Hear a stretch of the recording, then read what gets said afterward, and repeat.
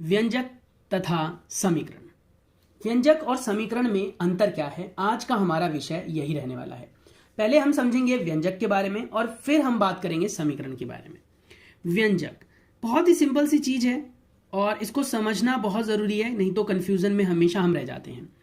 व्यंजक चर और अचर से मिलकर बनने वाला एक कह सकते हैं क्या कह सकते हैं, मतलब चर और अचर से बनने वाला एक रिलेशन है, एक रिश्तेदारी है कह सकते हैं उन दोनों के बीच में, जिसमें बराबर का चिन्ह प्रयोग में नहीं आता है।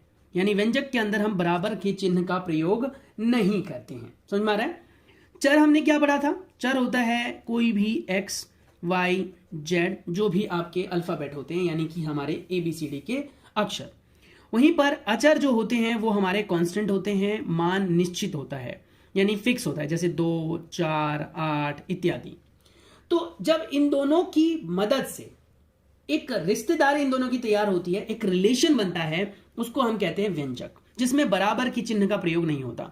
अगर मान लो मैंने कहा मेरे पास एक इक्वेशन बनाना है और एक एक्सप्रेशन बनाना है, तो एक्सप्रेशन पहले बनाते हैं हम। कैसे बनेगा? जैसे मान लो मैंने कह दिया 4x + 9, तो इसे कहेंगे एक्सप्रेशन, या फिर हम हिंदी में कहते हैं व्यंजक।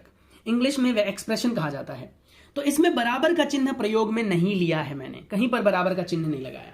वहीं पर मैंने 2x लिख दिया, ये भी हमारा एक एक्सप्रेशन है। मैंने लिख दिया 9 + 13x², यानी 9 + 13x², ये भी अपने आप में क्या है? एक, ये भी अपने आप में एक व्यंजक है। अब हम बात करते हैं समीकरण के बारे में। आखिर ये समीकरण है क्या, मतलब समीकरण किन्हें कहा जाता है? समीकरण आप कह सकते हो कि चर और अचर के बीच में ये भी रिलेशन ही होता है, लेकिन इसमें बराबर का प्रयोग किया जाता है, इसमें बराबर का प्रयोग होता है। ठीक है, ऊपर वाले में बराबर का प्रयोग नहीं हो रहा था, पर इसमें बराबर का प्रयोग होता है। जैसे इसी को लिख दूं मैं 4x = 9 = 12 के, तो ये जो मैंने लिखा अब ये व्यंजक नहीं रहा, अब ये समीकरण बन गया है। समीकरण में बराबर का चिन्ह आ जाता है। ठीक है, और ये आपस में आप कह सकते हैं कि जो चर और अचर है इनके बीच का रिलेशन होता है, इनके बीच का आप कह सकते हैं एक रिश्ता होता है, जिनसे हम प्रश्नों को हल कर पाते हैं। अब जैसे यहां लिख दिया मैंने 2x, इसके बराबर में मैंने 15 लिख दिया या 0 लिख दिया, कुछ भी लिख दो। उसके बाद 9 + 13x² है, इसके बराबर में मैंने 0 ही लिख दिया मान लो। तो अभी ये जो है ये आपका समीकरण है, ये भी क्या है? समीकरण है। ये भी क्या है? समीकरण है। जबकि ऊपर वाले की बात करें तो ये हमारे क्या है? व्यंजक है। तो व्यंजक के अंदर बराबर का चिन्ह प्रयोग में नहीं आता है, जबकि समीकरण के अंदर बराबर का चिन्ह प्रयोग में लिया जाता है। बहुत जरूरी बात है, ये याद रखेंगे।